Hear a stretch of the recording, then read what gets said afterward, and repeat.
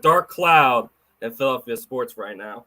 But we're going to try to shine a light for you guys. What's going on, everybody? GNT back at you one more time for your viewing and listening pleasures. We got a lot to talk about, but we're going to talk about Phils, that collapse, and another strange week in the NFL, boys. But let's get on to it. Let's go.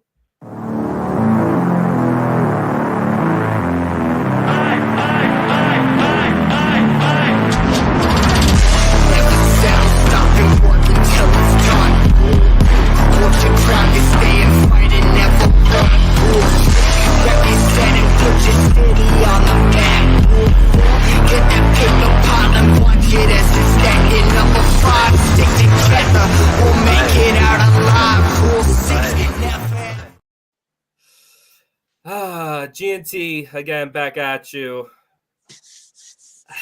This is whew, what a really rotten 24 hours, boys. But once again, I am your host, Kev. Larry is unfortunately not here. I wasn't here last week. You traded me back in with Larry. It's all good here. I was under the weather, but I'm feeling 100% again. But I'm here with the two boys here. I got Tone, the promoter. What's going on, y'all? Back with another one, man. Like Kev started off, man. We got a lot to talk about. It's definitely a somber Wednesday, man, because of what happened to us last night. But we back with another show, man. Glad y'all tuned back in with us, man. Like you said, Tone, the promoter here, aka Mr. Damn, and we definitely gonna talk about something. What up, Joe? And then, we got Bird Game. We got Joel in the building. What's going on, everybody? Just like the guy said, just shocker. But we'll get into it. Yes, we will. Unfortunately, a difference 1 week can happen because I remember last week, we're up 2-0. We're up 2-0. It's looking good. Yeah, and you know what? He not on here, but I told him I was gonna put him on blast. What up, Larry? What up, Els? Since you're not here, I'm gonna speak in your behalf. Last episode, he quoted. He made a statement like, "The next time we be on here, we're gonna be talking. We in the World Series." Oh, that's right. He did say that. I do remember. I was half asleep and not feeling well, but I remember him saying that. But granted, I definitely at the time agreed with him. So, what I mean? So did everybody, I might be putting him out there, but I definitely fucking thought we had it in the bag. I mean, up 2-0, man. We was rocking. We won the second game 10-0. I'm like, oh my God. This is over. It's over. You know what I mean? Like we all thought that. Like, so for what that happened, happened to us, man, losing 4 out of the next 5 games, yo. Like that's hurt. That hurt, man. That really hurt. But like we said, man, we're gonna talk about it. Yep, we definitely are. But I wanted to ask you guys this question before we get to your facts, Tone, and before we get on the other topics. So after what happened last night, obviously you guys have been around a little longer than I have, so you guys will have different opinions about this question. But would this be the biggest collapse in Philly sports in your lifetime? This one reminded me of Game 7. Actually, not even Game 7. I don't even want to go with that one. This reminded me of the Kawhi Leonard ding, ding, ding, and it went in. And I feel like the Sixers had opportunity to, if they would have got past Toronto, we would have ended up winning the championship that year. But that one, as far as back I can remember, it was that one. Next to that one, I would say the Atlantic Hawk game 7 loss when Ben Simmons passed up the dunk and passed it over to Matisse Thybulle. And, I mean, that's the two that stick out to me. as far as the biggest collapse and having the team to get it done. But man, it didn't happen. I think with that being asked, or what to your 2 points, Joe. To me, that would equate to the hurt, like those joints hurt. More than me thinking about it being like a collapse. Now, you know, I obviously know I'm no Eagles fan, so I can't relate to any letdowns or whatever. Like y'all might feel as though it's a collapse or whatever. But in Philly sports, obviously we got the Sixers and we got the Phils. For me, per se, um, I think I'm gonna have to say yes as far as like being the biggest collapse, and because we was on fire, you know what I'm saying, going into this series, man, and then taking that 2-0 lead, we had all the momentum, and it was a tough game three. You know what I'm saying? It was a tough game three that obviously was a pitching duel, man. It took the ninth inning for them to for to win that joint, but it was that game four, man. It was that game four where we had the lead. We had the lead, man. And once that happened, man, I don't know if this team was just shocked, like shell shocked. You know what I mean? Like that they gave it up and they had it at the grasp of their hand, and it just it just left. It wasn't the same, man. The bats just wasn't swinging the same. I really feel as though uh no, I don't want to come at the lineup because obviously we were so hot for so long, but I think at some point, just like Arizona did, man, he should have shook up the lineup just a little bit, man. Like Rojas was giving us nothing Right, offensively, man. Like I get you having him in the game for defense. I get it. But offensively, man, he was doing just as well as me and you was, man. Like that dude was giving us nothing. And I just think boom in the four hole, that wasn't working at a point. It was too many times where he was up at bat and it was batters on the plate. I mean, on the base. He didn't deliver, man. He didn't deliver. He should have put somebody else in that hole, man. Uh, yeah, because a total collapse, man. Yes, man. This it was, man. It was right, poorly mishandled, and this team is better. We better than Arizona. The better right, team didn't win. You know what I'm saying? They just out coached us and outplayed us. In that series in the long haul, obviously. right. Fundamentally too. I mean, just like just like you said, I feel like the change should have happened game five, where you could tell nothing was working over there, and there wasn't no type of shake up or anything like that. And I mean, like I don't even know, man. I feel like I just feel like, man, it's just a shocker, a complete shock. I mean, we was all high and mighty last week just because the proof was there. Like you saw the team, what they were capable of, and then it's like the arms died out when they went over there, and I don't know, they weren't familiar with the ballpark and misplaying stuff, and like you said, I get the defense part, but at the end of the game when you're down, and you need some type of spark, you got to put in a pinch hitter in there or a pinch runner and then make a double switch or something just to shake it up. He kept everything. Hey, this is what got us here. I get that type of mentality and thinking. Like this is what got us here. That we're gonna stick with it, and you want to stick to your guns. But at the same time, like you got like the one dude, like just like you said, the other manager, he ended up making a change for the guy Pham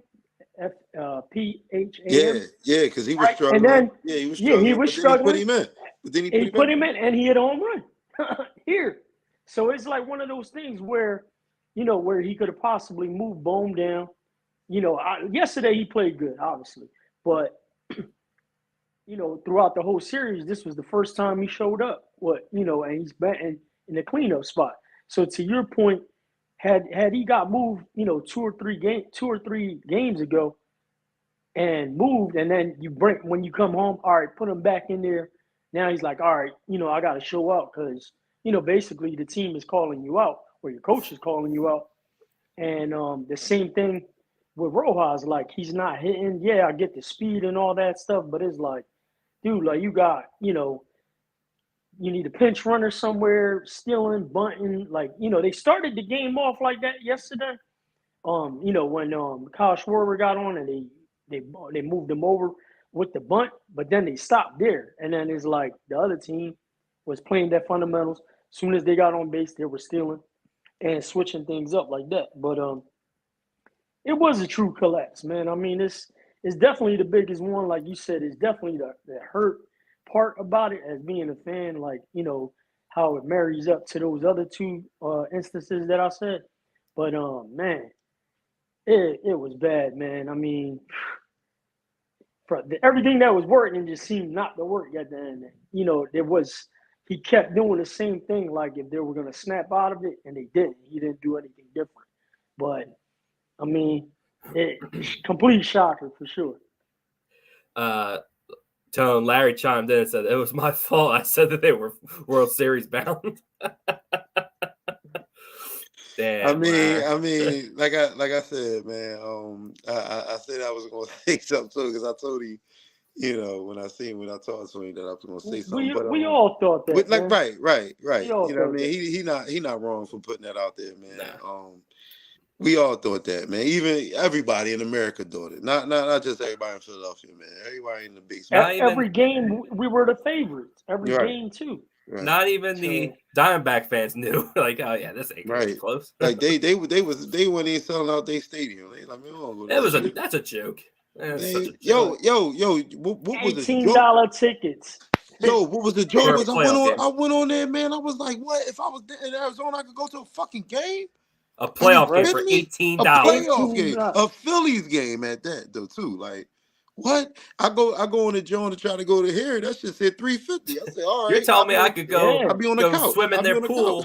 I could go swim in their pool out in the outfield for $18. Get an Airbnb. Yeah, you could do all of that probably cheaper than going to a game in your own city when you kept the grocery line to the game. Like, what? That's crazy. Yo. Right. But to answer my question, this though I was talking to my dad today, and obviously I'm the youngest one here, so I haven't seen a lot, but I've seen enough.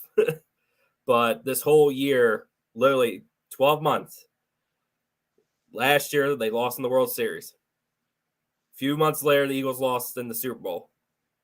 Sixers collapsing against what we talked about with Ben Simmons, with the Hawks, and then you had the Kawhi one, and when it was in Toronto, and then obviously last night with the NLCS. This does suck. I'm still kind of, I still have a bitter taste in my mouth with that Super Bowl against the Chiefs, because it's just like how we talked about with Arizona and the Phillies. I still believe that even with a healthier Mahomes, we were still a better team last season against the Chiefs. I still think we should have won. We were the better team, even if Mahomes was 100% healthy. But I mean, to me, it was, for real, yo, what really probably it's four obviously. To me, it was 4 points to that game on why y'all lost. That fumble with Jalen, that return, that was huge. Because not even just saying if y'all don't even score on that possession, but just him not fumbling and y'all punting is just different. The momentum's different, right? And then those 3 drives that they had in the second half where they scored touchdowns, 3 straight drives in a row. Like the defense obviously, didn't capitalize, on one of them Jones. Like for sure, I will agree with you, Kev. Like, yeah, y'all did have a better team, or were the better team. I'm gonna tell you flat out. But fundamentals, man, like that shit will beat you any given time, any given moment, man. And clearly, like to your comparison, Kev, you like that's you know what I mean. It's pretty much. It's not saying it's the same, but it's damn sure the same because the Phillies is way better than Arizona, man. Like so, no way we should have lost to that team, man. Right. I feel like with the Eagles Super Bowl, those field conditions would have changed everything. Like, I mean, if the field was a better playing field, like our defense wasn't even capable of doing what they were capable of doing for that game. So when it came to the Super Bowl, but I mean, going into the Super Bowl, I feel like we were the better team, but couldn't sleep on the team that has won it and the coaching and all that. Everything was right there, neck and neck. This one here, you're talking about a team that was drastically better. Like in the Phillies, and you got Diamondbacks, young team. You had more experience. All the boxes was checked on the Philly side, as far as how we were pitching, how we were hitting, the coaching. Even the coach that been there last year, lost in the World Series. Now you got this other coach. For young players, rookie of the year. You got the catcher that came in midway of the season because the other catcher got hurt. Calling the pitchers back there and playing good. And dude, like to me, like I would love to say, I'm a bigger football fan than Andy. I would love to say the Eagles Super Bowl was bigger, but this one to me was just like, oh man, completely blindsided. Because I mean, like we were like, yeah, when we were going to watch the Super Bowl, like, yeah, I like our chances. I think we could pull it off. We're going against the Chiefs. But you got the team on that side that has done it before, has the experience, the coaching. Obviously, you're going to take Andy Reid. And they got number 15. Number 15. Right. And Patrick Mahomes and the bread and butter to Kelsey. So my thing is, I would agree slightly, but, man, this team should be playing, what is it, Friday they starting the World Series. Mm-hmm. But before I go any further, man, shout out to the Diamondbacks. Y'all did the dang thing, man. I mean, I'm not, hey, man, like they deserve it. They pulled it off. I don't even want to say they outplayed us. They executed the plays, man. They played small. They played a small ball. They scaled it back. They stopped trying to hit home runs. They're like, yo, just get on base. We're going to steal. We get on base. We're going to bunch you over, and then we set everything up, like we need to set it up as we go. And I think they managed the game. At the end, they managed the game and let it come to them. Versus, I feel like Topper already had everything set in place. Like, this is what I'm gonna do exactly. Because even yesterday, the commentator was saying, "Hey, how long you gonna let Ranger go? Whatever." He's like, Corbin's second back."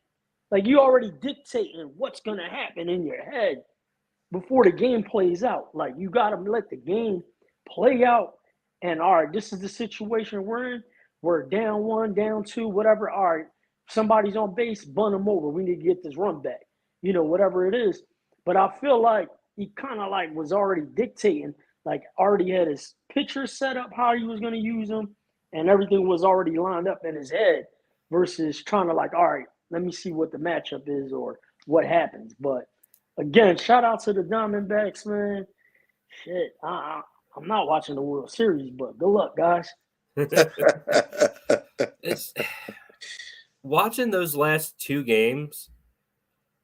The whole vibe was just off to me with the Phils because I was hoping one or two players are going to look like this. That killer. I'm going to take what I'm going to get. I'm going to carry the team on my back if I have to, and we're going to finish this thing off. There was no killer instinct in any of these guys the last two games of the series. And you're at home. You are at home, and you play like that. Now, it's what Joel said. I mean, Diamondbacks, they adjusted. They did what they had to do. And Rob Thompson, I mean, he was part of the reason why we lost this series. He just didn't adjust, and he was too stubborn to make the choices that he admits that he was wrong. Yeah. I mean, you talk about, man, Oh man, I mean the only player to me that was consistent and you kind of knew where you was getting from him was Real Muto, man. JT was the only one in this series that consistently got in the first 2 games. Everybody was good. The last freaking 5 games, you're like, what the hell is going on? You know, Castellanos didn't show up. You got freaking Bohm until yesterday. Turner and even the top of the lineup was like completely different. You're like, what the hell's going on? But I mean, it happened, man. I mean, they made the adjustments, and man, I think I shocking, saw. shocking. I think I saw a stat yesterday after the game that Schwarber, Turner, Harper, and Castellanos, the whole series, or not the whole series, but like the last Last 4, 3 games, yeah. they're like 1 for 27 or 1 for 17 or something like that. Yeah. But Yeah. for your $300 million guys, and none of them could finish the job. Right. And then now we could go back to what you brought up 2-3 episodes ago, where we were talking about Harper's legacy here. Like after that, now he really has to win one. Like yeah. Now it's like the biggest collapse. Like not taking away anything from him. That, and I know, yeah, Kev. I'm Kev just didn't saying, present. like, Obviously, Kev didn't present the question. Like it came from what Twitter it was on. Yeah. Right. You just asked our thoughts on it. Right. I think they prematurely, right. jumped that question. You know what I mean, or jumped that point because they already placed them there. They already placed us in the World Series, I guess, at that point of that question. Because now this was a total letdown, man. Like And the season wasn't supposed to end in the NLCS. It was supposed to at least end in the World Series. And I'm saying even with a loss, I'm just saying. You know what I mean? Like that's where it should have ended for this team the way they were playing. You know what I mean? The last half of the season and into the playoffs, like that's crazy, man. It's definitely to me. I would have to agree with that. The original question about it being the biggest Philly letdown, man. Yeah. I don't know if it's because it's just fresh. We not even. You know what I'm saying? I don't know if it's nah, man. fresh. I don't think You know what I mean? think we're over exaggerating this. But This is. I mean, for you like when the Sixers lost to the Lakers in the finals. I wasn't all fucked up like, damn, man, we lost the championship. Damn.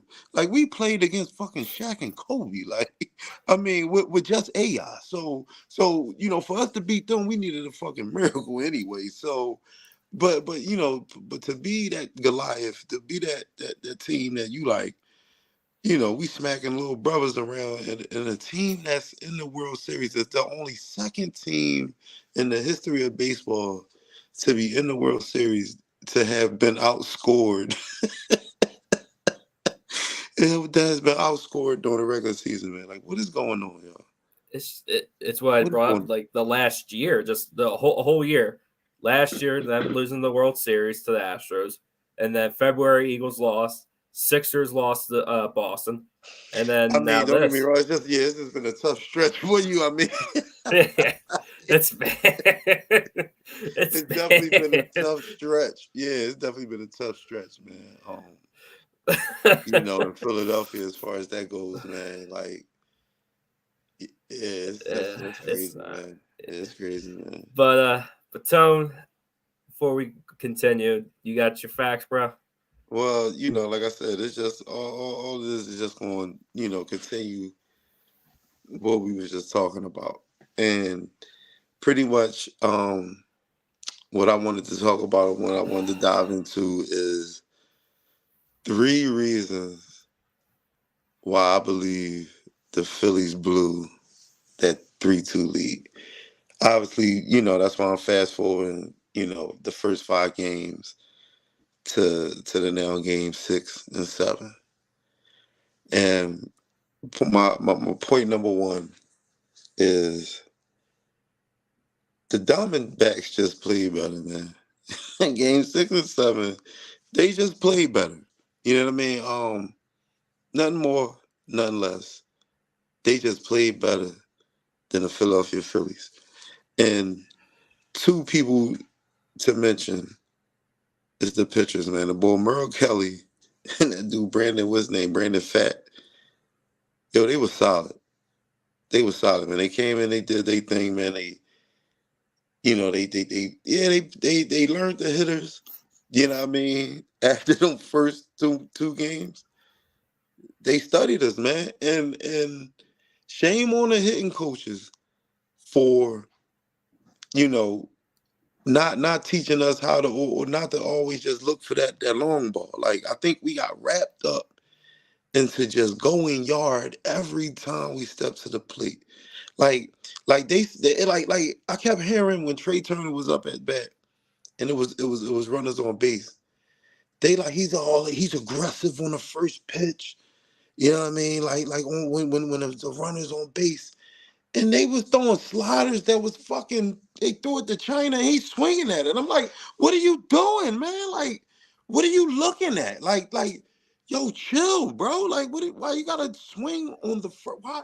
And then he's pressing, then they like, all right, he probably gonna swing at the second joint. Then they throwing a sinker that's in the dirt. He's swinging at that. Now you down 0-2, bro. Now you down 0-2. So now it's like, okay, oh, he's a great 0-2 hitter. But he shouldn't even be 0-2. It should be 2-0. Like he consistently did that. So what is the hitting coach not saying to him? Hey, yo, just lay off that first pitch, man. Lay off that first pitch. Like, let's just see what he's gonna throw. Because they like if the commentators know it, don't you think the other team know it too? Mm-hmm. Like they're not just, you know what I mean? The other team or the commentators ain't the only ones watching film. Like that's what I'm saying. Right. The coaching, man, with that, it just stunk, man. It just Right. stunk, man. Like, Just to your point, the same thing you just said about him, right? You go to Rojas. No, he can't hit. They was throwing right down the middle, fastball. So, like, just the same thing you're saying. I'm sitting here, like, just laughing because I'm, like, agreeing with you. I'm like, I feel like there was, like, overly aggressive hoping that they could run into something, like the whole top of the lineup. They're like, yo, just overly aggressive. Let's just swing. It's been working. You know, game 1 and 2, it was working. And then, like you said, they studied, they adjusted. They're like, yo, they're overly aggressive with, you know, the top of the lineup. Even Bohm was doing it. And they were just like, hey, let's throw a couple first 3-4 pitches, give them something out of the zone that they can't, you know, hit. And then now they're down in the count, to your point, and then whatever. But then you go to the bottom of the lineup where they know they were so ineffective. Even Castellanos was doing the same thing, swinging the whole thing. And it's like, when it came to Rojas, they're like, just throw right down the middle, just throw the heat. And he was swinging, they was throwing helmet high falling off, fastballs. They was high throwing high fastballs to fastballs to him. him. Right, and they didn't deviate from him at all because that was working the whole series. And then now, in the second part of the series, they studied them and they're like, look, they're playing overly aggressive. They're just trying to run into something to hit it out of the park. Let's start throwing some junk pitches, see if they chase, and then we'll adjust accordingly if they start laying off. Yo, but they did it. Game six, right? The ball purposely, I think, pitched around Schwarber, right? And Harper, right? That was their adjustment in that first inning, right? Because you're right. That was the adjustment, right? It's 2 men on. It's 1 out. What do Bohm get up there and do? Yep, double play. Like, yo, easy. That right there, that killed, and that was the first inning. Mm-hmm. And once Bull got out of that, he was like, they cookies, man. Right. Then he started pitching to him. Right. They didn't have And to. then just They start didn't have to gunning throw them down. strikes.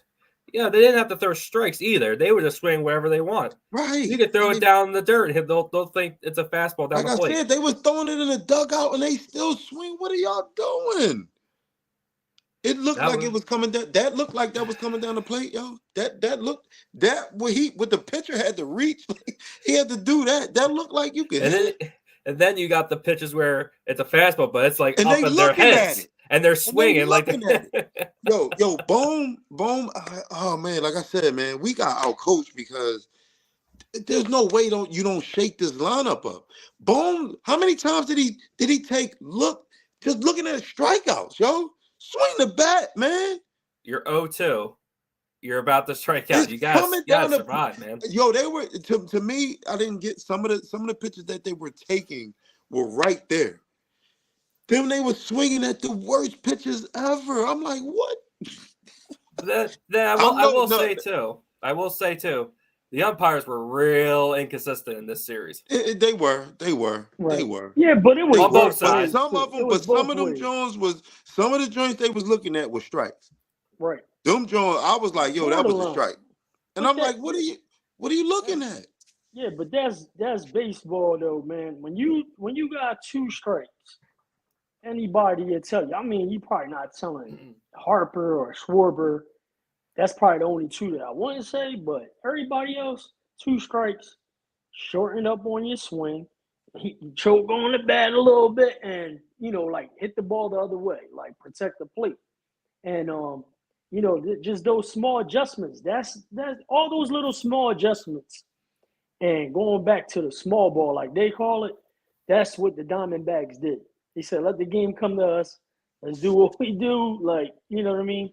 And it was just like they didn't make any adjustments, man. And it cost us. Those last two games were, okay, we know we probably can't really do much when it comes to the top three batters in the lineup. So let's try to pitch on the outside, try to get the outside part of the plate, and then let's hope to God that the bottom row don't beat us, and they didn't. Castellanos, horrible. Marsh was okay. Marsh was the only one, too. I said JT earlier, Marsh had a decent series, but if you got, to Tone's point, Bohm, JT may or may not get on, and then Castellanos, and then you got freaking Marsh, ain't nobody there for him to bring home anyway. He was constantly the one stranded on base, and then Rojas come out number 3. You know what I mean? He couldn't turn that. He couldn't flip the lineup.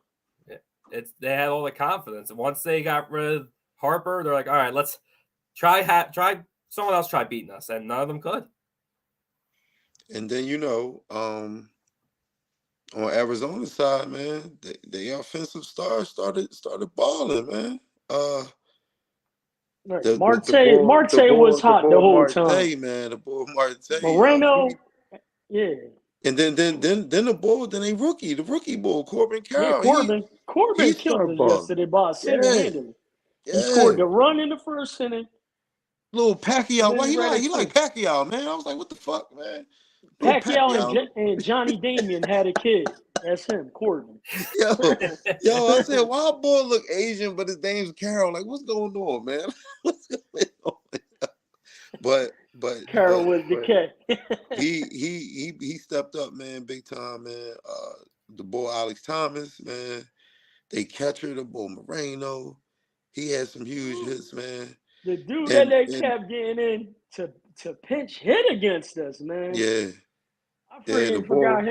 I forgot his name, and then the young kid that came in at the end yesterday. Shit. The one that hit the homer. I forget his Thomas. name. I don't know. No. Was it Thomas? Hold on. Yeah, I think it was Thomas. Mm-hmm. Yeah, it is Thomas. Yeah. But look, their non-whole guy, the boy Perdomo, he had 7 hits. You know what I mean? The series. So he was producing. He was producing from that. Now he had some nice bunts. He was bunting back. He bunted at least two people over.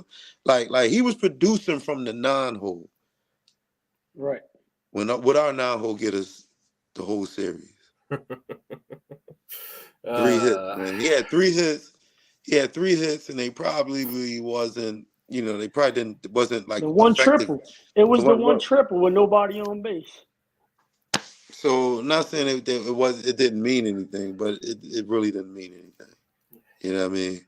Um, that was that, man. And point number 2. Good old I hope to God we don't bring him back. Oh my Mr. God. Craig Kimbrell. Oh yeah. I Um, wanted to put him in an arm bar every time I seen he it. I wish he would have just stood up straight. You know what I mean? Like, and pitched the ball. Like, I didn't need to see that because that did nothing. That did nothing.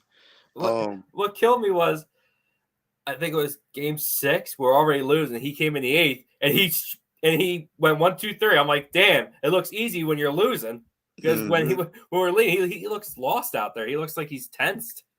I think he got burnt out, man. Game 3. Game 3. He came in. He came in when it was 1-1 in the bottom of the 9th. He walked the first 2 batters,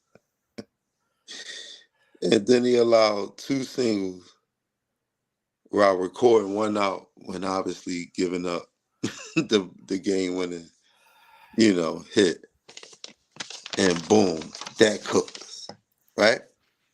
So then obviously Arizona cuts the series down 2-1. Game 4, we lead 5-3 in the bottom of the 8th. And they say in baseball, when you ask a reliever to come in with at least a 2-run lead, that's not a tall mountain to climb, but one that most teams don't climb. But it ain't take long for him to blow that shit. He gave up a double, right? When he comes in before giving up a lineup. But then Alex Thomas hits the pinch hit 2-run home run to tie the game. And then it didn't help that Rob Thompson didn't take him out. A strikeout followed. But then he gave up a single before hitting Carroll with a pitch. And obviously the momentum was all on Arizona's side. And then the runner obviously gives up the eventual, he was taken out, I think, after that. But the runners left on base eventually scored. And now the series is tied 2-2. Like, that was the game, too, where I feel like they should have left the pitching in a little bit longer. I feel like that was that bullpen game that they called it, whatever. Yes. And I'm like, dude, like, just because the other team's making moves, like, I felt like, not that he was doing okay. Like, we could have got extra innings, and you already been dipping into your bullpen way too much, like, these last couple games. And I felt like everybody just got dead tired. Like, Kimbrell didn't have to come in at that point. Like, that game where he's saying he got that 2-run home run off of him, man. That was the game where they did that whole bullpen thing, and they were like just trigger happy, like, hey, yeah, no, take him out, put him in. It was to a point where the game would have been tied up. Like, we didn't even have any pitchers left over anyway. Like, it was bad. Yeah, man.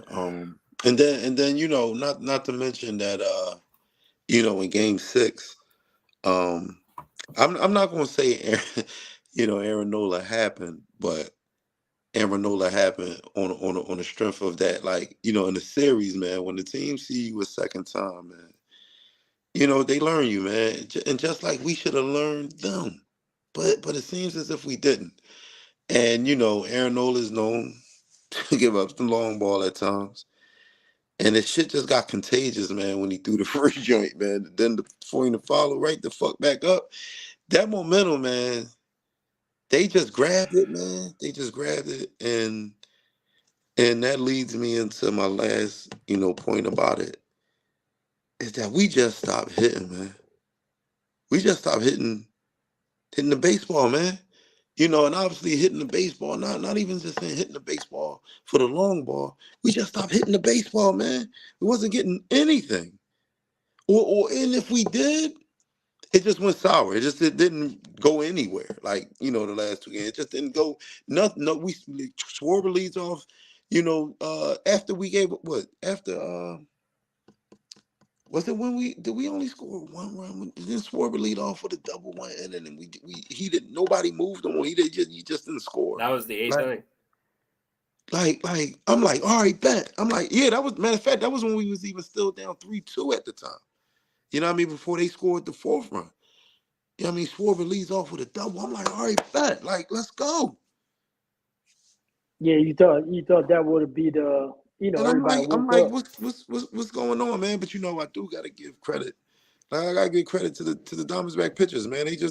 They came in, man, and they did their thing, man. They studied us, man. They threw whatever at us, man. And these dudes just gonna swing, because they swinging for the fences. They could tell we wasn't trying to play any kind of small ball. We ain't trying to start playing small ball until the last game of the series. It was too late at that point, man. Like, Right. you should have been told you guys to, like, settle down, man. Maybe even after game, 4, when the series tied. All right, y'all, it's the best of 3 right now. Let's settle down. If it's there, let's take it. But let's try to get some bat work. Let's try to get some base runners around. Let's get the train moving, man. Like, these guys are just trying to hit all these just because we got addicted to the 16 straight solo shots we hit, during the run, man. Like, they really got stuck. They had a one-track mind Right. to just let's hit home runs. But like I said, we was looking for the long ball entirely too much, man. Then it takes me. It just got to take me to our 4 guys, man. The 4 guys. Trey Turner. He went 0 for 12 in the last 3 games. 0 for 12 in the last 3 games. Bryce Harper, he went 0 for 7 with 3 strikeouts in the game 6 and 7. Nick Castellanos, he went 0 for 20 with 10 strikeouts in games 2 through 7. When y'all find the ball, number 8, let me know. Right. Kyle Schwarber was 1 for 5 with the double we seen in the last 2 games, 6 and 7. And he also drew 2 walks that we also seen. We scored 39 runs at home throughout the playoffs up until we went to game 6 and 7, which obviously we went 0 and 2, and we only scored 3 runs. We went 11 for 63 with a 175 batting average in the final 2 games. We were 2 for 17 with runners in scoring position, and we left 17 runners in scoring position. We didn't play small ball at all, or enough. Right. I mean, last night we left the bases loaded in that first inning. I mean, to Tone's point as well, man. Like, I mean, you talking about small ball, you talk about adjustments. It is baseball 101, man. Like, if you is a such thing as a productive out. The productive out, if you're gonna strike out, that's not that it's cool, but at least make the pitcher pitch to you. Like, it seemed like we were behind the count all the time.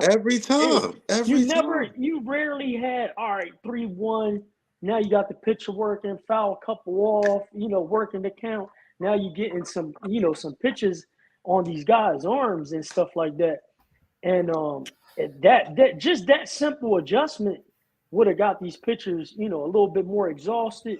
And then now by the 4th or 5th inning, that second, third time you're seeing these guys with how many pitches they've been throwing, you get to see a little bit more vulnerability with these guys. You know that when that on the second and third time, but those adjustments didn't happen at all, man. With the small ball playing or anything like that, and working the count, it was just like the one track mind, and it cost them huge. I mean, you just heard Sones bring up all the facts with the numbers, man. That's devastating, man. Devastating. I mean, Castellanos looked like how he played last year. Same spot as last year. It's a shame. I mean, it was just crazy, like how, he had that fever, like, at the end of the Braves series into the against the Braves, he was on another planet.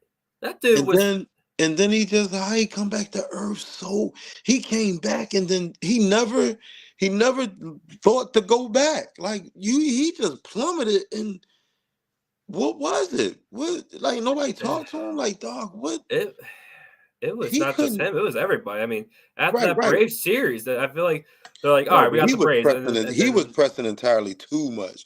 He was striking out all the time. Like, what are you doing, bro? Like, what are you looking at? He was pressing, dog. You like, and like you said, on another planet. How you get to this? How you get to 0-20? It's like I said, there was just no killer instinct.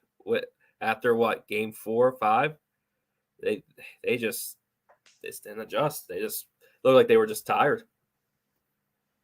I mean, it was after that meltdown in Game 4. Right. After that meltdown, man. Because like I said, Game 3 was tough. That was a game that obviously I will honestly say could have went to either team. You know what I mean? Like they we didn't get bombed that game. That was a 2-1 game. That was you know what I mean? They grounded that one out. That Game 4, man, that was right there. We had it. That was right there. You know what was crazy, man? I was at my show. Man, and I'm still into my show. I'm doing my thing. We doing our thing there. But I'm on my phone. You know what I'm saying? I'm on my phone looking at the scores, and I'm like, 5-3. I'm like, yeah. I put my phone in my pocket. I ain't even checked the score again. I didn't even check the score again. I had to work the next morning. I get up. I'm just like, all right, you know what I mean? You know what I mean? I knew we still, you know what I mean, how much we went by. Mm-hmm. I said, wait. Yo, I stood there for about 2 minutes. I'm like, we lost? I'm like, how the fuck we lose? I'm like, oh man. I'm like, I don't know. I was kind of like fucked up a little bit when I seen that. I was like, wait, I just swore we won the game. You know what I mean? Like, I was just like, damn, man, that was it right there, man. That was for the taking. And then we won Game 5. You know what I mean? So then I'm definitely like, with 2 at home. I don't know if they went into Game 6 thinking like, yo, we don't have to win this game. Right. You know what I mean? Like I would hope that wasn't the mentality, but was it? Because they didn't they really wanted the bats was just gone. Yeah, like I said, they were just going through the motion. And then Game 7, they even the commentators were saying, they were like, no home team should ever wanted to go to a Game 7 because all the pressure's on you now you have to win this game, and the road team is like, look, we battled it to get it back, get into this Game 7. You know what I mean? Like, and they made the necessary plays, to advance to the World Series, man. Like Joel said, man, I'm not hating on Arizona whatsoever. I'm more coming at the Phillies, you know what I mean, of how they handled it, man. Yeah. It was bad. It was bad. Matt from our work tone, he says someone get Tone a tissue. No, I ain't gonna cry. I ain't gonna cry. But it's just crazy, man. It's just crazy. And Yeah, Larry, right. well, Larry couldn't make it in. That's why he ain't here too. He asked where Larry was. But All anything right, else so you guys want to bring up before we move on? can we move on? That's what I was gonna say. Okay. Can we All right. please move on? All right. Well, let's Woo. go. Let's go to the NFL. Another weird week last week, boys. What was your biggest takeaway from last week? 2 words. For me, it was 2 words. Solar Kirk. That's it, man. Because the Bulls The don't San win at Francisco night. trash cans. He doesn't win at night, but he damn sure did on Monday. He took it, man. He took the cake for me, man. That's it, man. That's my shocker of the week for sure. God damn it, Solar Kirk, man. All Brock right, Purdy. man. Brock Purdy's good. Is he starting to? Are people starting to figure him out, or is it because he didn't have no Debo or Trent Williams last night?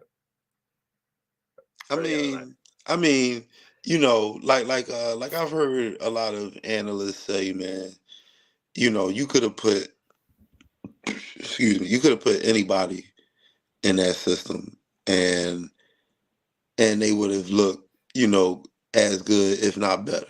You know what I mean? They was even saying that Kirk Cousins, and I'm talking about even before they played, like somebody even said Kirk Cousins would look good, with the 49ers because of how obviously genius and smart they think the coach is. So you know what I mean? I wasn't so like sold on Purdy. Oh, yo, this boy's all that. Like he's all that. You know what I mean? Because No.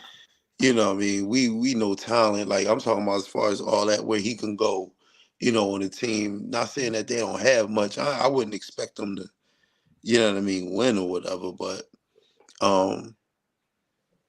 it's the players around him and the things that he got within that system that allows him to, look the way he does, man. And Yeah. I mean, I'm not taking nothing away from the boy.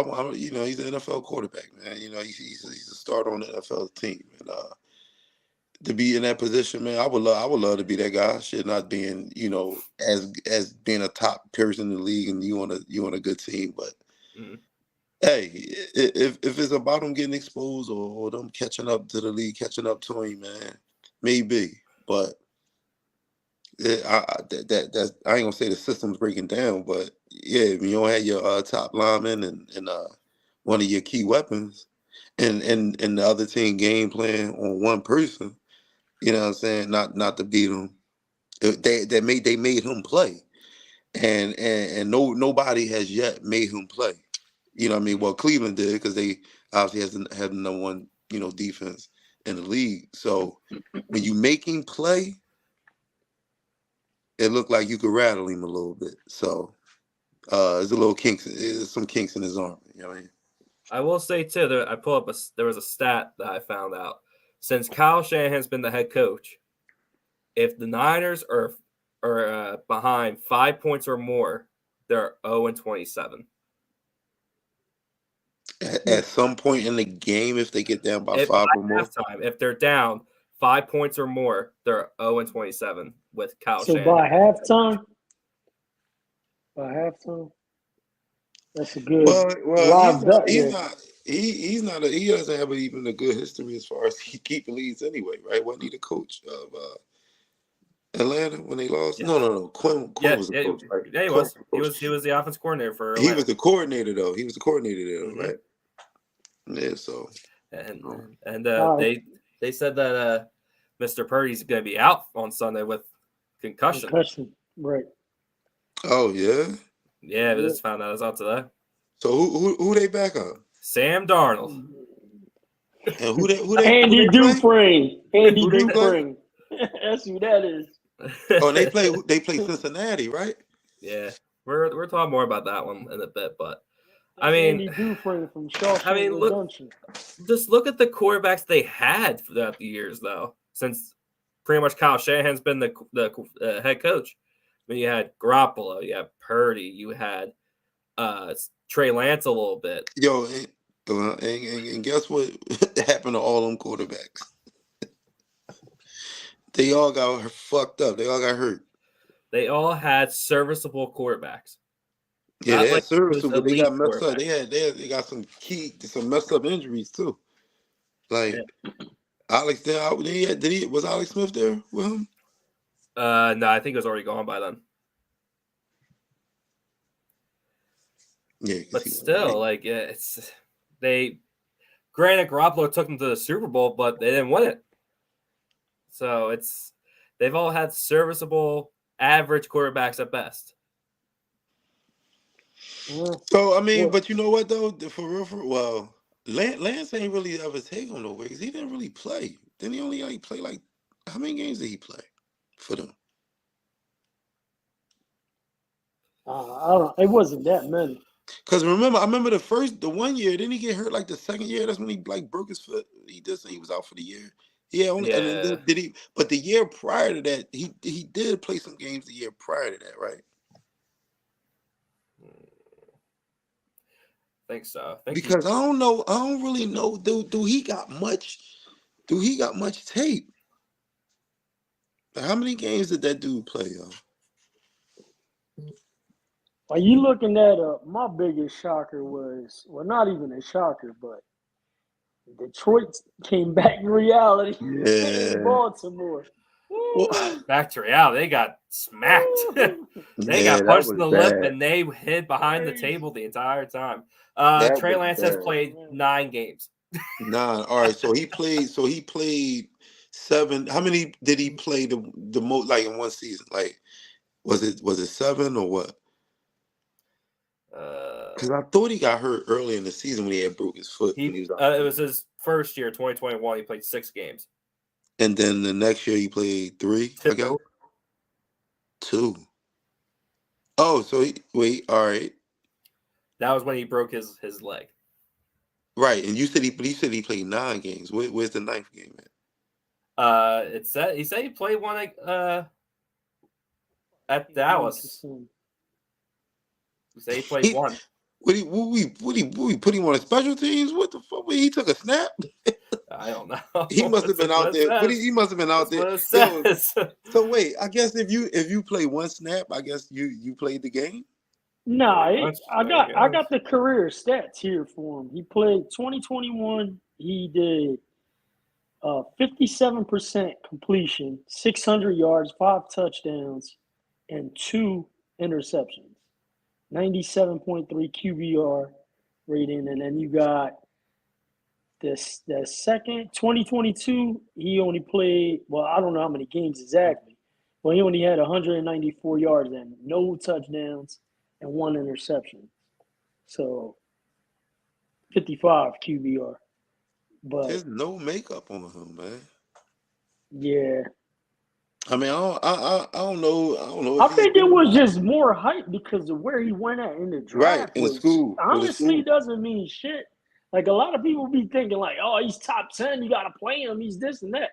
Man, it's already been proven, like, it's the coaching, the system, and who's the quarterback coach, and the weapons around these guys. Like, I mean, if that was the case, Purdy would have never went last in the draft, and Lance would have never been at the top of the draft. Like, it all depends. Team around you. Yeah, which one kind of never, Lance never played with McCaffrey, did he? Right. Nah. He That's what I'm saying. Right? Hell no. That's what I'm saying. Like, it's I mean, you even had Larry comparing him to Tom Brady. Remember that? Who? No, on one of the podcasts, he was saying, like, oh, well, Tom Brady didn't come along until Tom Brady came. So Brock Purdy's here. Oh. I mean, but obviously, you know, to Tom Brady's Tom Brady's case, man, he had Belichick, man. Belichick, That's what I'm saying. Allowed a lot of that to happen, man, and obviously, clearly, just throughout his tenure, he definitely learned the game. He became a better quarterback. You know what I mean? He definitely got his skills up. But him being fortunate to have Bill Belichick his whole career, man. That's what you got to really, Right. you And know. how to handle that specific player and know their limitations and what you Yeah. could do with that person. Yeah. Yo, Yeah, they but said that it was you know what they obviously, you know, the thing is that they said it was Belichick. It was the reason why Brady left. well, he had a big game. Belichick with your boy Josh Allen this week too. Yeah, I was just about to say that was one of my Woo. surprises of the week. Josh Allen again, just not looking good. Like against a Yo, one-win team. just like Stephen A. Oh no! Hi, Steve, Larry. Hi, buddy. We miss So you. hold on. Who was I talking about? Oh, We're not talking about who was being what as Tom Brady. What do you say I said? a while back. We can go back. How back you trying to go, Joel? About one of the first 3 or 4 podcasts. But when we were talking about, listen, you specifically said this. You said, not Trey Lance. We was just talking about him. Brock Purdy. He was like, there wasn't a Tom Brady until Tom Brady came along. And then he was like, and now we got Brock Purdy. You said, I'm not saying he's Tom Brady, but Oh boy. I can't win, boy. I'm gonna go back and look at it. I remember me saying that. But I was like, we haven't seen anybody like Brock Purdy get drafted that late, except for Tom Brady. He's the only person we saw that was that way. And then you said, we didn't see Tom Brady till Tom Brady came. Oh boy. You know what? So in essence, He he's said, saying that exactly. Purdy, it was the coming of Purdy, huh? Purdy might be following in the footsteps of Tom Brady. That's what I got from it. I'm just saying.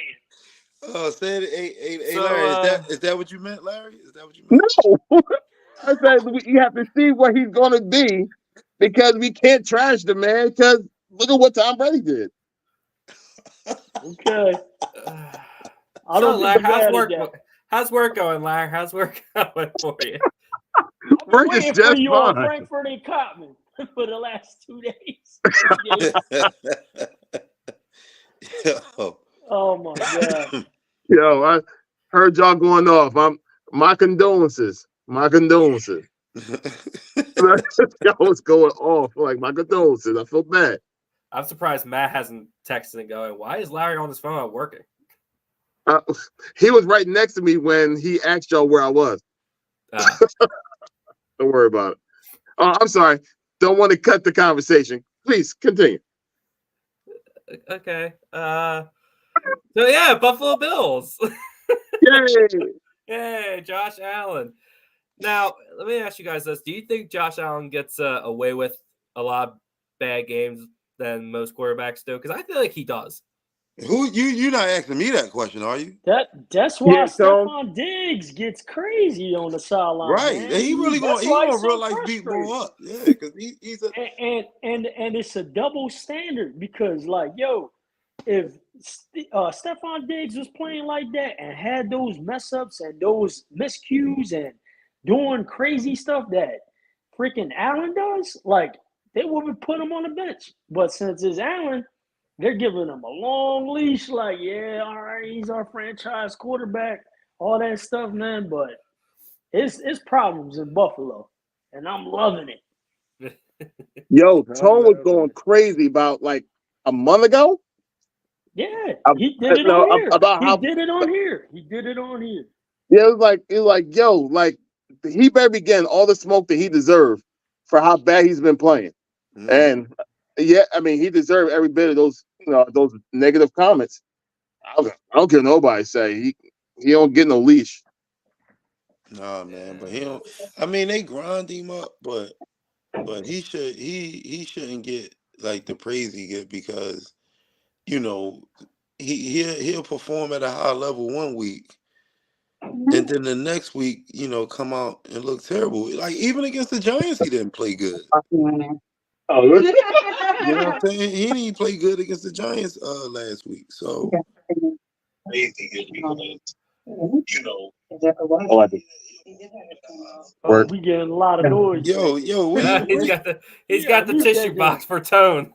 yo, Oh, Dave. For Matt's you, got the Tone, I got you, 17. what's that? I got you. What you in the zone office? Yeah. Yo. Yo. Yeah, man. Josh Allen don't get grinded up though like he should, man. Nope. No, we do not. That boy, Which like I is said, so he'll weird. come out next week and throw for 300 yards, get 4 touchdowns, a rushing touchdown. Oh, Josh Allen, put him there. Oh, he's one of the best. No, he's not. Then the next week he ain't gonna come. He gonna come back and he gonna let him down and throw some picks and nah, man. I will say too, coming off of last week, they need to stop putting Justin Herbert as a top 5 quarterback too. I agree. Is he ranked top 5? He A was lot at of the beginning people of this do. year. Yeah. At the beginning of the year? Yeah, he definitely was. Yep. People were putting him as the people are saying that they'd rather have him than Joe Burrow. People were Well, having guys, that look, debate. I'm gonna go ahead and get back to work. Continue the conversation. I'm proud of y'all boys. I'll holler at y'all later. All right, Bye, bro. Larry. See, But yeah, people were even debating on who would they rather have Herbert over Burrow as their starting quarterback. And I'm like, y'all are crazy. I don't know, man. Definitely, I don't know, man. The boy done had what, three offensive coordinators in his career, man. Like he got to get a steady ball, man, steady dose of somebody. You know what I mean? Yeah. To work with a system, man, and not be all over the place. Like, just imagine if he was in that San Francisco situation. oh yeah, He would carve that up, man. He would be nice over there. So Oh my God, he I would just lead the league in passing yards. yeah, he needs a better situation, man. Yeah. Or just a better OC that's gonna stick and stay. Yeah. Well, let's move on to our pick'ems, and Larry was nice enough to put our records in, and not look good for all three. Ooh. That's not looking. That's that not was the great. first time. That's the first time he was ahead Yo, of what everybody. Larry? What 'Cause Larry? he just went the opposite of everybody. Yo, no, He's like, what yeah, you go Larry? first. Wait, hold on. Wait, Larry, did he choose some college games? Why he 3-5? That's I don't know. That's what he put. Yeah, I guess he picked all the games that I know. The one game I got right was the Sunday Night Football. And wait, game. we picked 6 games. No, He got 8. He has 8. Right, but we 5. also got 6. We picked 6 games last week. What games we 5 got? and 1 is 6. It was 3 5. and 5 is 8. Yeah. So we were Larry. 1 and 4. We were 1 and 4 then. So we were 1 and 4, and he was God damn it. And he got to be 3 and 2. 3 and 4. 3 and yeah. Because 3 it was and only 5. 5. It was only yo man. Yo, what's up with the math? Yo, your math ain't He math. did that. What's He going did that on? last week too. He did it This last week. this boy put basketball games in there. Yo, what is Larry picking, man? I don't know, but The Diamondbacks got him rattled, boy. Yeah, he gave us 2. He gave us 2 of the Phillies losses, yo. God damn it. He gave us 6 games, 6 and God 7 damn loss, it. yo. All right, yeah. Larry said he was 3 and 2. He was 3 and 2. We were 1 and 4. That correction. Yo, man, tell him to get back to work, man. But the only one I got was Sunday Night Football, and I feel like that was also. I know that was one of Larry's because I know he picked the Eagles. Me and him split on that one. It wasn't me. So And which I'm one did I happy- get? I'm Which happy one did I get lost right? that one. Which one did I get right? I know you chose Baltimore over Detroit. All right, That's so the then one that I got right. Yeah. So that's the only one I got right. And I know that me, you, and Joel, all three of us, we actually chose Saints to win last week. Right. on Thursday night.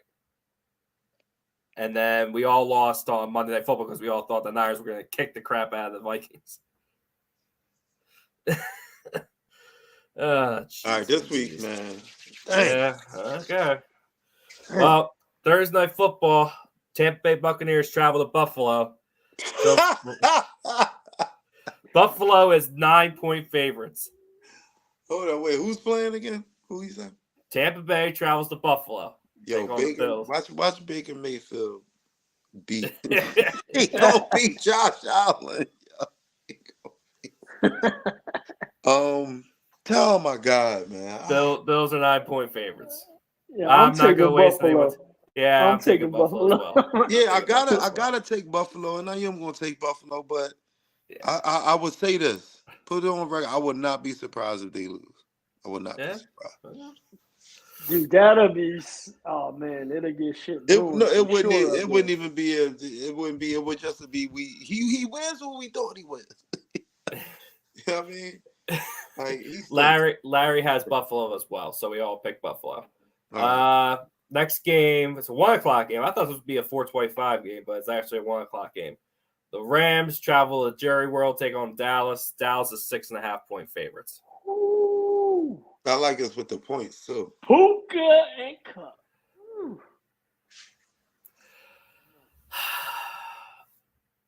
Damn. I will say too, Larry has the Cowboys winning. Yeah, I like This could be a back and forth game. No, Matt Stafford gonna smash Stafford. Watch. I'm taking the Cowboys. Damn.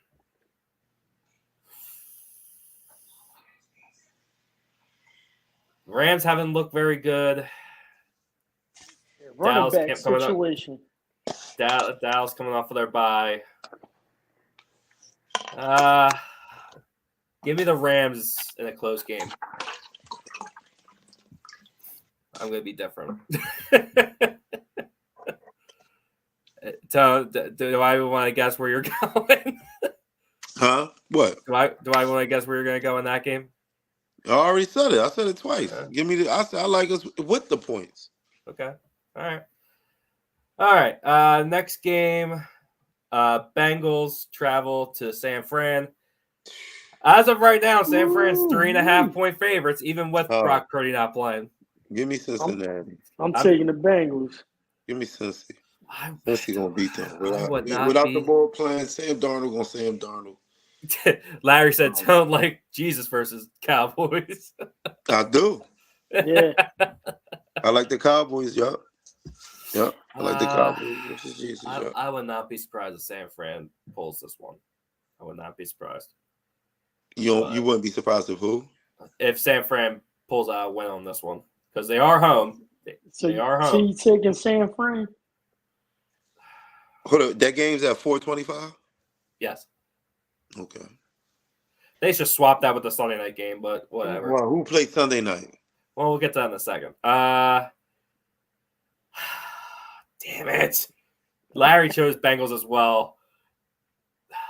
All right. Yeah. All right. Give me Bengals. I would not be surprised if San Fran wins this game, honestly. Because, I mean, that defensive line against Cincinnati's offensive line that's been struggling. Okay. Listen, man. If Kurt Warner could crop him up, man, so could Joe Burrow, man. Okay. All right. Well, Sunday Night Football. Chicago travels to LA, take on the Chargers. The boy gonna play again, right? The D2 quarterback. Badgett. Ain't his name Badgett or something like that? Yeah. Something like that. Chargers are 8.5-point favorites. He didn't look too bad, yo. Chargers are 8.5-point favorites. He was snapping too on that one drive. He was like, "Yeah, let's go." Yeah, he looked pretty solid, but I gotta take the Chargers in that. Larry's going with the Chargers as well, and I'm gonna go with the Chargers. Then Monday Night Football. Oh my God. Raiders going to Detroit. Why is the Raiders getting Monday night games? Why? Because I feel bad for them. Detroit got. Oh my God! After that ass whipping, is Garoppolo playing or no? It doesn't matter. They No, going, no man, matter. they gonna be in a Ford riding the Ford Bronco up and down the field. There's no way Yeah. they losing that game. Detroit's 8-point After that favorites. embarrassment, that was an Yeah. embarrassment against Baltimore.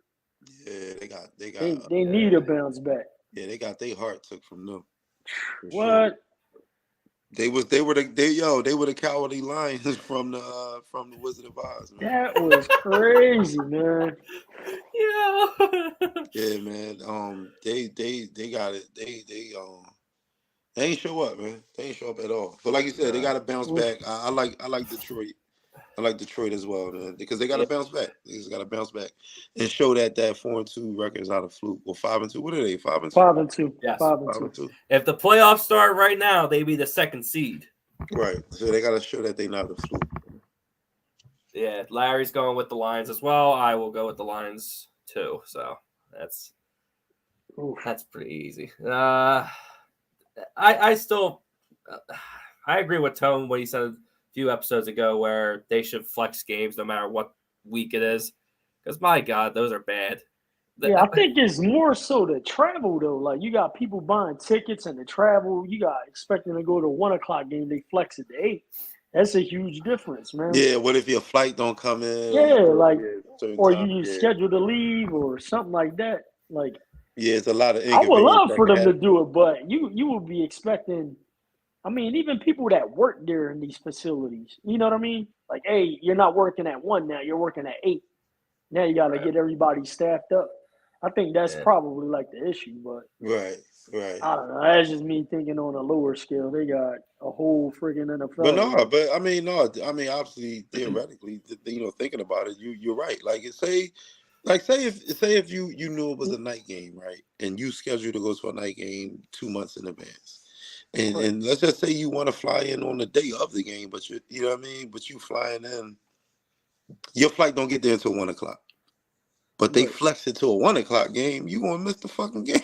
you gonna just be. And you bought there, the tickets. You bought the tickets a while ago. Right. Because obviously, you always want to jump on when you travel. You want to jump on something. You know what I mean? Early, so you definitely know you got your trip booked. But yeah, man. But just to think about Chicago though. Anyway, what was sexy about Chicago to put them on Sunday night? Even coming into this, did they think Justin Fields? They thought that is a division rival there, and I mean Fields and the Bears were supposed to be trending up, with DJ Moore and whatever, but yeah, and the acquired players they got during the offseason, they thought they were going to be more competitive. Yeah. Right. Well, they're playing. Hold on, they're not playing Chicago. They're playing the Raiders. Yeah, they playing the Chargers. You said, right? No, they're playing the Chargers. Raiders are taking on Detroit. Oh, you talking about the Sunday night game? I thought you were talking about Monday. Yeah, we talking about the Bears. I was talking about Chicago. Yeah. Yeah, I don't know that game. I don't know. I thought. But even the Raiders though, the Raiders and the Lions, they're not division. So like, what made you think the Raiders had Monday Night Football? What was it 3 weeks ago? 2-3 weeks ago against the Packers? Yeah, that was horrible. All these games is horrible. Like the Packers, I'm not saying anything, but like the Packers ain't sexy either right now. Like, no. Bro, the only good game next week, you got the 49ers, Bengals. Chiefs are playing the Broncos, whatever. Looking, Seattle and Browns is actually going to be a good game. I can see that being a defensive Seattle and Cleveland, yeah, because Deshaun Watson probably will play. The Jags and the Steelers. The Jags and the Steelers game, that one's going to be good. Mm-hmm. And then you got that's it, man. That's the only three good games. I mean, like games that you really could go either way. I mean, the Thursday night game could be decent. Not saying it's gonna be the best, but it could be a decent game till the end. Right. I know, Todd. I'm sorry. So Josh Allen does Josh Allen things to the end. Why can I see? Will a real Josh Allen stand up? Huh? They're talking all smack about Josh Allen. Then he comes out tomorrow night and throws 4 touchdown passes. Right, but it's like that's what you get with him. You know what I mean? It wouldn't be a surprise to me. And then next week he'd fucking throw one touchdown and fumble the ball 5 times and just be all fucked up. Like, it wouldn't surprise me if that's what happens. Actually, if that happens, I would have to be led to believe that they write his script. Like, he does have a script because he better not come out and light it up this week, y'all. Like, no. Well, I think we should wrap up here. Anything you guys want to say before we close it out here? Yeah, I know we didn't talk about him, but your boy's not playing the first 2 games. He did report. It's like I'm just tired of. It's like damn, man. Like, we thought we got away from something. You know what I mean, when we got rid of Ben Simmons. And I'm not even talking about so much as far as like the play, just the attitude towards the team. You know what I mean? Like, you thought you got maybe a level-headed guy. You know what I mean? That wouldn't do anything like this. But to be honest, man, did we really? Well, I'm maybe I'll just speak for myself, man. Did I really look at the writing on the wall, man? That this dude has done it. He had just did it 2 times prior. What made us so sexy for it not to happen to us? Well, and when he did it to the Houston Rockets, I'm speaking for myself. When it happened in Houston, I felt like he was in a situation towards the end of it was like, hey, I'm not going to win here. Let me get out of here and figure out a situation. Then he goes to Brooklyn, right? So he goes to Brooklyn, and then you had Kyrie doing his thing, like doing all his whatever Kyrie things. So that was the only reason I said, all right, I feel happy about bringing him here and having him as a Sixer, where it's like, all right, he gets to play with Embiid.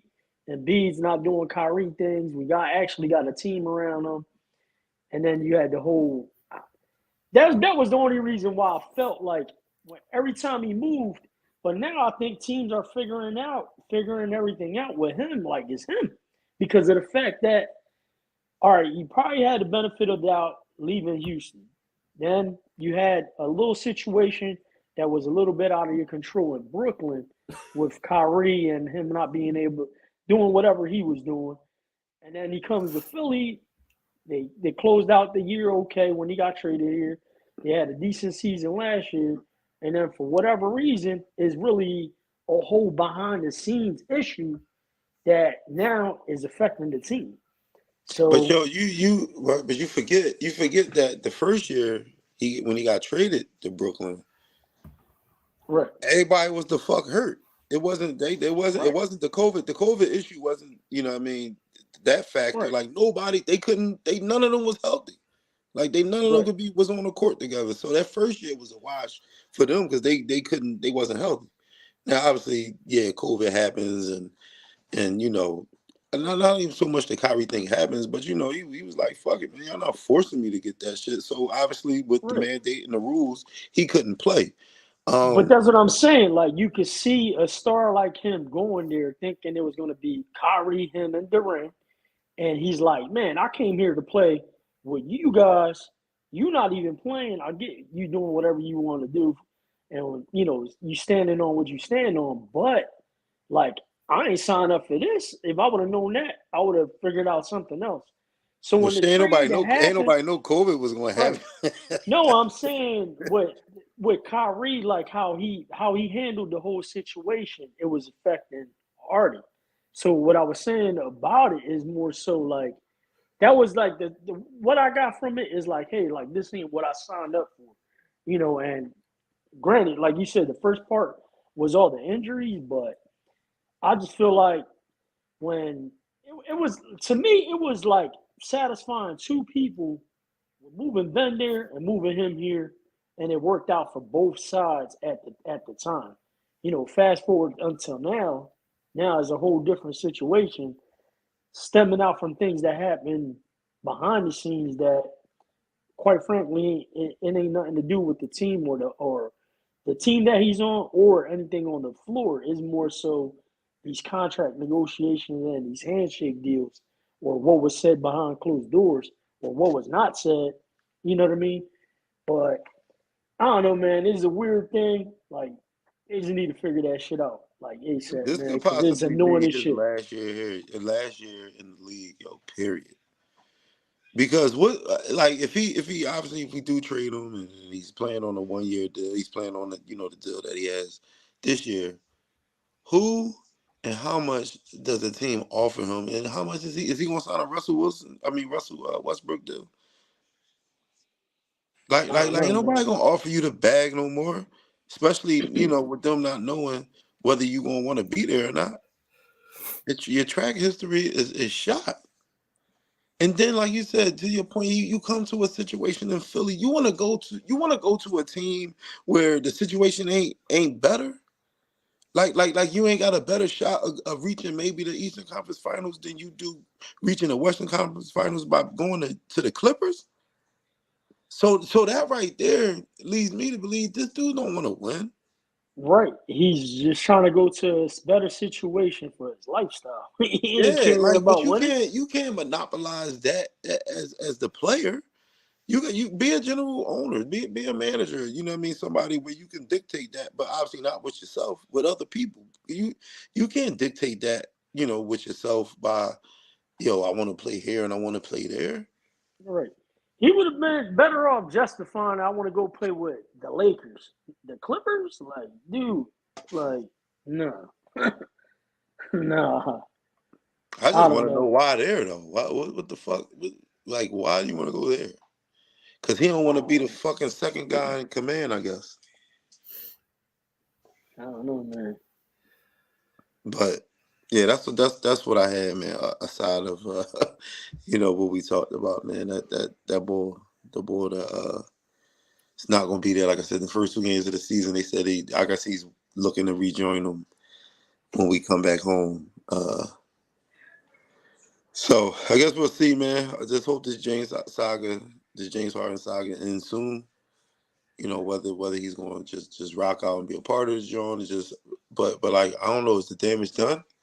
Can this be mended? Can it be led to us competing again? You know what I mean, trying to make a run. I don't know, man. That's obviously yet to be determined, but this team need to move on. I know we need to know where we gonna be at and where we gonna gotta go to war with. That's why I Right. hope we make this decision soon. I mean, you play sports, so somebody on your team was doing that. How you think they're gonna proceed But see, when he gets back? it's all that's a hard question to ask. Like as far as because professional sports, man, I think is just different It's when that more so comes like a job. because I think you gotta I think you gotta look at it with them as like it's like it's the beef with the employer, not so much the team because if that was the case when he came, like what I think with Ben Simmons, you could definitely tell it was with the players as well too, because when he came back, no, they wasn't laughing and joking with him, you know what I mean, like in the huddle or you know what I mean, high fiving and nothing like that. He was just there for business. Like, look, I'm just here, so I won't be fine, like Marshawn Lynch said. But so what? It's not the team, it's business, but he's really just obviously putting it all on Morey, him and the Morey thing, man. Him not trusting him and this and that, like so. Yeah, Mm. I guess we shall see. Anything else you guys want to say before we close out? Now follow me on Instagram at Tone_the promoter. We got a show, man. Laugh the Pain Away, which is November 17th is our next show. But right now, man, tickets is in my bio for $10. You click on the link, get the ticket for $10. The price goes up $5 every week. But right now we on sale for $10. And that sale ends on Friday, man. So follow me on Instagram, like I said, Tone the Promoter. Click on the link, get them tickets, $10. Come there. We got free wine, 3 dope poets, 3 comedians. We have fun at it, man. So come down, vibe with us, And we might just talk about y'all when you come to the show. But no, man, come out, man, have a good time and laugh with me, vibe with me, y'all. That's it. All right. Joel, got anything? Nah, man. I mean, I wish it was a little bit more on the uptick today.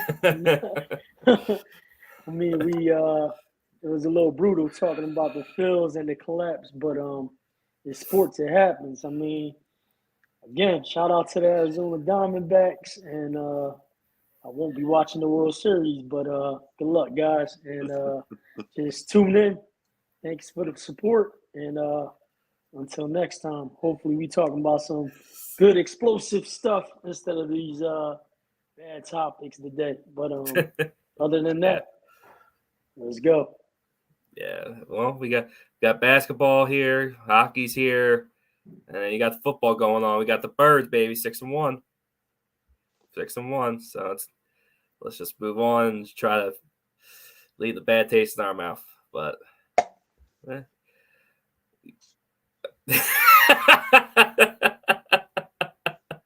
damn it.